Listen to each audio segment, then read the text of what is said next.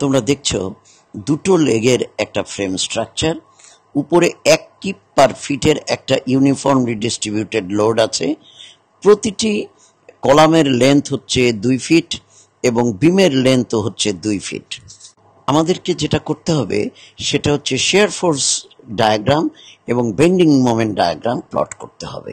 তো আমরা এই স্ট্রাকচারটার একটা নাম দিয়ে নিই ABCD।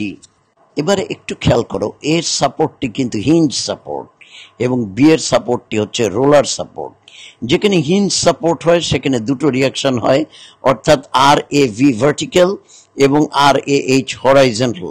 কিন্তু এখানে যেহেতু কোনো হরাইজন্টাল ফোর্স নাই, কাজেই এটাকে আমরা 0 ধরছি।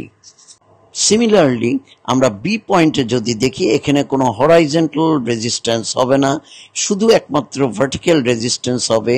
সেটাকে যদি RBV আমরা ধরি, তাহলে আমরা দেখব যেহেতু এটি একটি সিমেট্রিক স্ট্রাকচার, তোমরা এ কিংবা বি যে কোনো পয়েন্টে মোমেন্ট নিয়ে দেখতে পারবে RAV ইকুয়ালস টু 1 এবং RBV equals to also 1, because দুটোর যোগফল ওই যে উপরে দেখছো 1 কিপ পার ফিট, তার মানে 2 ফিটের মধ্যে 2 কিপ লোড আছে, which will act directly at the center of the beam।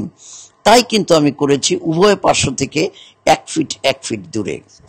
এই দেখো, আমি মোমেন্টেড বিতে নিয়েছি RAV ইন্টু 2, আর এটা হলো পজিটিভ ডিরেকশনে।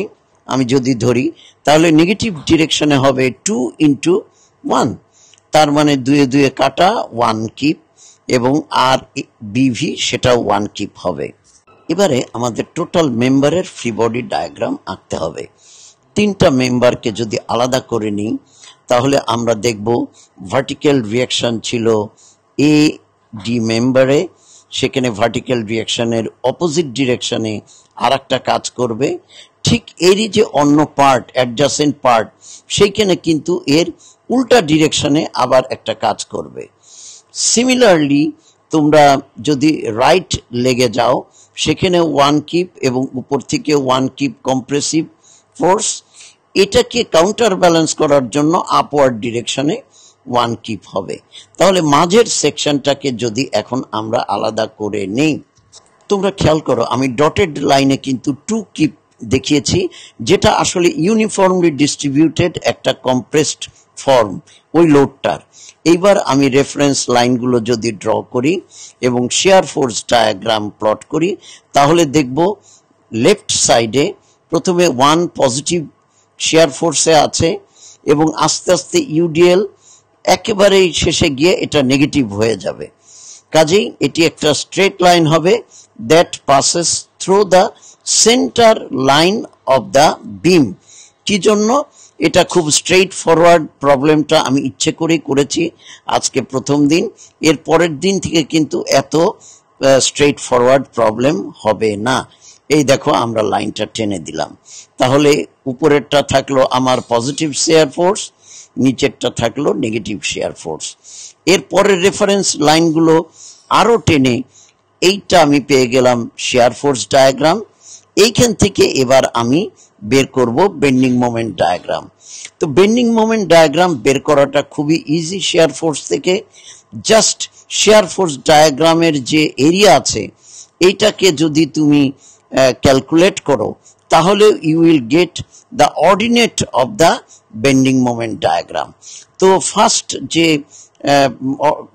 ট্রায়াঙ্গেলটা আছে এখানে দুটো, তুমি দুটো ট্রায়াঙ্গেল যোগ করলে দেখবে যে তারা 2 প্রান্তে গিয়ে 0 হয়ে গেছে, হুইচ ইজ অবভিয়াস, কেননা এটা ইকুইলিব্রিয়ামের জন্য 0 হবেই। এটা প্যারাবোলিক শেপ হবে, এই জন্য যে সবসময় মনে রাখবে শেয়ার ফোর্স ডায়াগ্রাম যদি স্ট্রেট লাইন হয়, তাহলে বেন্ডিং মোমেন্ট ডায়াগ্রাম তার চাইতে হায়ার অর্ডারের একটা ইকুয়েশন হবে। তো স্ট্রেট লাইনের হায়ার অর্ডার হচ্ছে কার্ভিলিনিয়ার, তার মানে এটা একটা প্যারাবোলিক শেপের হবে। এখানে আমি তাই এঁকেছি। আর এই 0.5 কিপ ফিট পেলাম কিভাবে? হাফ বেজ ইন্টু হাইট, দেখো 0.5 কিপ ফিট। এটি হচ্ছে আমাদের বেন্ডিং মোমেন্ট ডায়াগ্রাম। অন্য 2 আর্মে কিছুই হবে না, এই জন্য যে সেখানে কোনো শেয়ার ফোর্সও নাই, সেখানে কোনো বেন্ডিং মোমেন্ট ডায়াগ্রামও নাই। এটি কিন্তু আমি বলবো যে ফ্রেমের সবচাইতে simplest form of frame and structure analysis.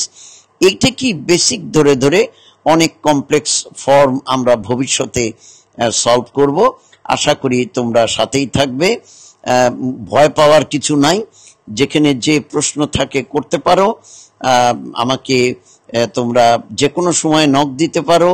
Facebook page আছে আমার, সেখানে গিয়ে কথা বলতে পারো। আর সবাই ভালো থেকো। আসসালামু আলাইকুম ওয়া রাহমাতুল্লাহ। আদাব, নমস্কার।